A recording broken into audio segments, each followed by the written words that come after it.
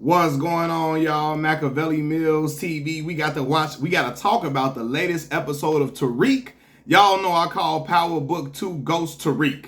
I be like, I gotta watch Tariq tonight, y'all. I tell my mama we gonna watch Tariq tonight. You know? Anyway, man, listen, this show, look, I love this show.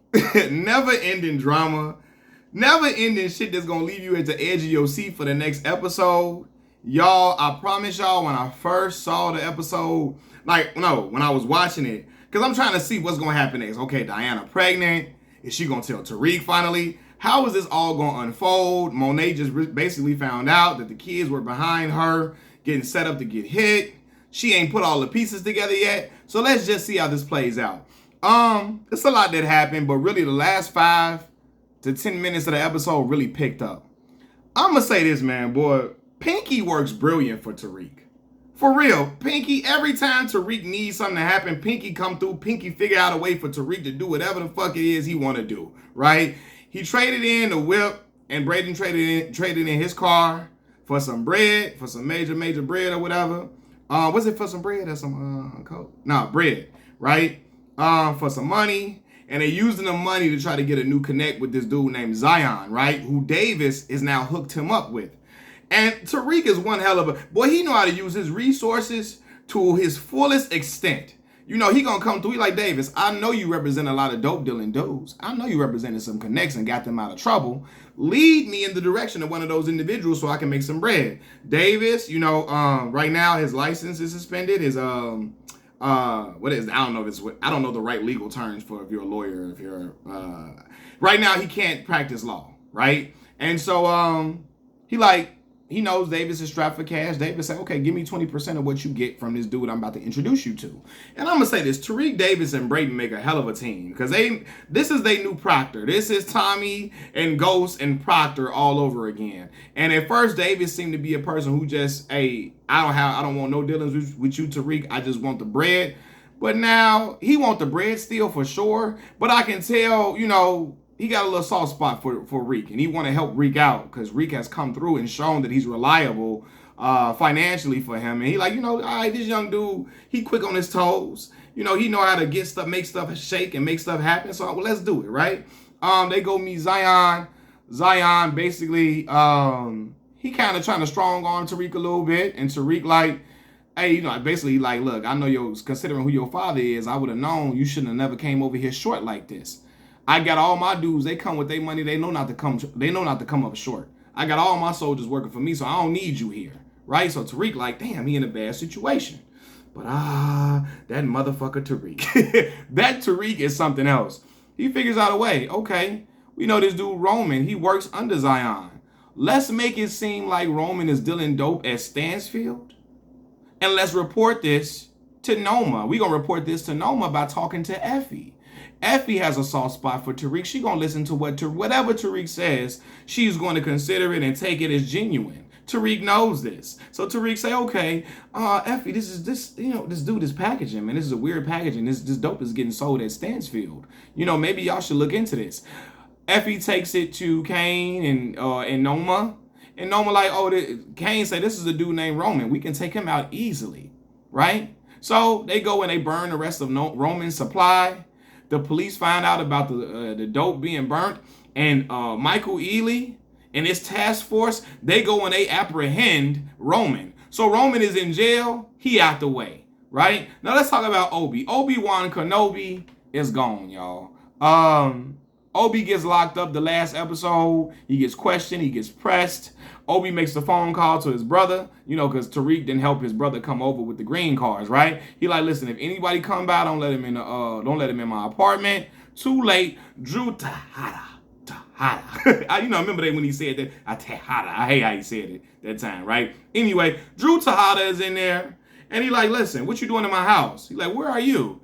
I'm at the precinct. Pick me up. But I also need representation. Drew gets on the phone, calls Davis. Davis go down there. Davis don't go down there. He sends Tanaka. What is her name?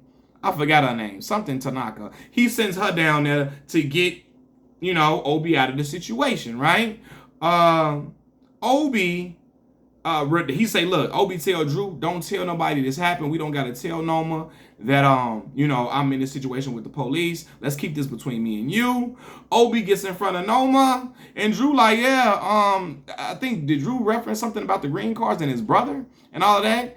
And Noma puts it together. Yeah, this dude, you got these green cards from doing some shady backhanded stuff with me. Noma sticks something in his neck, unalives the brother. The brother's gurgling out blood. I feel bad for his brother that just came to America, because now your whole source of living and being, your source of being able to live is gone. I'm like, damn, the brother gonna have to fend for himself now. What the hell, right? So anyway, let's fast forward. I'm watching Tariq's movements, and I'm like, Tariq, the brother, young brother, getting a little overconfident. He's like, this shit gonna work, and he punking Braden a little bit, talking to Braden crazier, and he telling Braden, stop being so fucking scary, stop being so scary.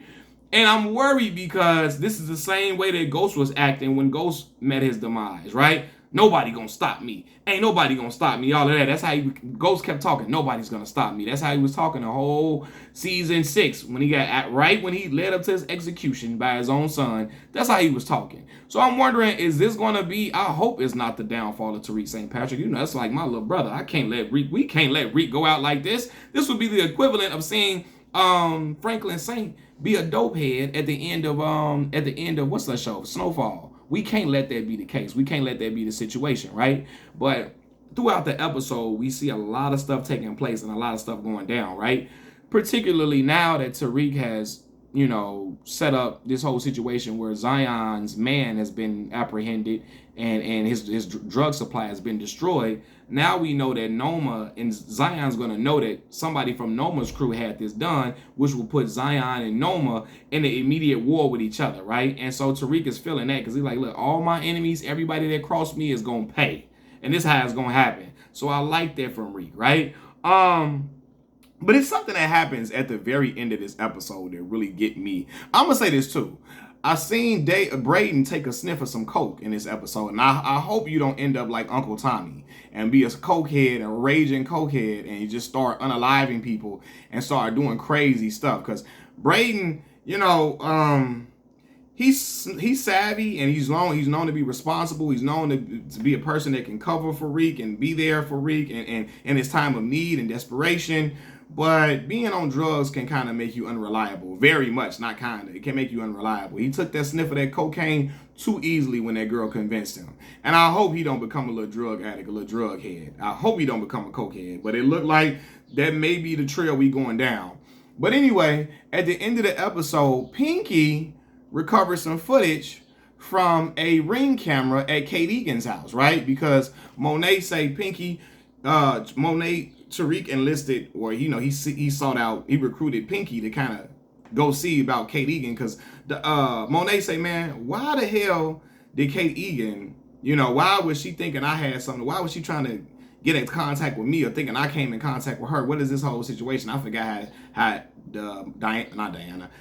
Monet discovered that allegedly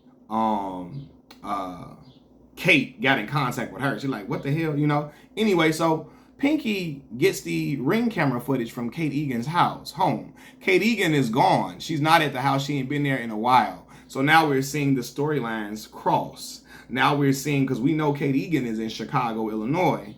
She in Chicago. She right up in here with her son Tommy and her grandson and all of that. Her newfound grandson and her rediscovered son. So she ain't been in New York, And I think now we're going to see the storylines cross. You're going to see Tommy come into the fold in this situation. You're going to see I think you're going to see a lot of different situations happen, right? But anyway, so on the Ring camera footage from Kate Egan's house, we find out, Tariq finds out and Monet finds out while she's at dinner with all of the kids that Diana acted like she was Monet Tejada. She dressed like Monet with the red hair and all of that, while giving Tommy's mother Tasha's address to take her out.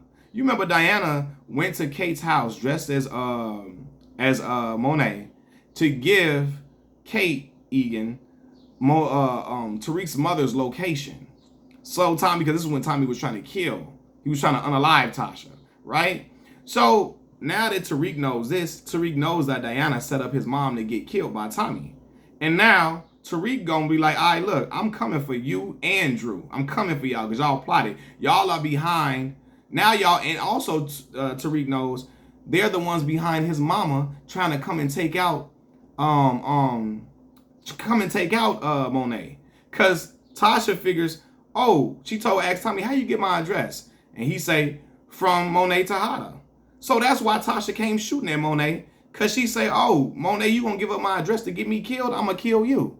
But now Tariq is piecing this together. Y'all set up my mama to be killed. But now y'all also are the reasons why my mama came trying to kill y'all mama. You know, and now he knows that Monet is gonna figure out that Tasha's behind this. He's gonna figure this out. She's gonna figure it out that Tasha's behind her shooting. And is gonna put a target on his mother's back. So all of this is all crazy, man. This is crazy. Now Monet know that her kids were behind her getting unalive potentially, and she knows that Tasha is the one that has something to do with it because she's piecing all this together. Because like, okay, that would give Tasha an incentive to come in after Monet if she feels that, hey, Monet is the one that gave my location up to Tommy to get me unalived. I know I'm talking in circles or whatever, but anyway, but also this puts Kane in a bad situation because now Kane like, y'all tried to take out our mama. So now I want to get on y'all ass. Now I want to get Drew. I want to get you. And I want you, Diana. I want to get y'all out the way. Because y'all did some foul, unforgivable things trying to get our mama out of here. So now y'all on my hit list. So now Kane is coming after his own siblings, Drew and Diana. And Tariq is coming after Drew and Diana. So it's going to be crazy. And from the preview of the next episode, Tariq got that gun pointed on her. What Tariq say? I wrote it down. Tariq say, you look real relaxed for a BITCH. They got a target on her head right now. And then we see Diana saying, please, please, you can't do this to me. You can't do this to me. So she gonna tell Tariq, you my baby daddy. I got your seed in me. What what did Respucia say to Norbit? Norbit, I'm with child. I'm with child. That's what she gonna tell Tariq. I'm with child. And Tariq gonna, oh my God. What are we gonna do? Yeah, Tariq, you gonna be a baby daddy. We don't know if it's you or Salim Stoudemire or Assalamu Alaikum, salami, eggs, and bacon. We don't know if it's his baby or not either. But the way this story is unfolding, the way that the stories are crossing between Force and Ghost, it's amazing.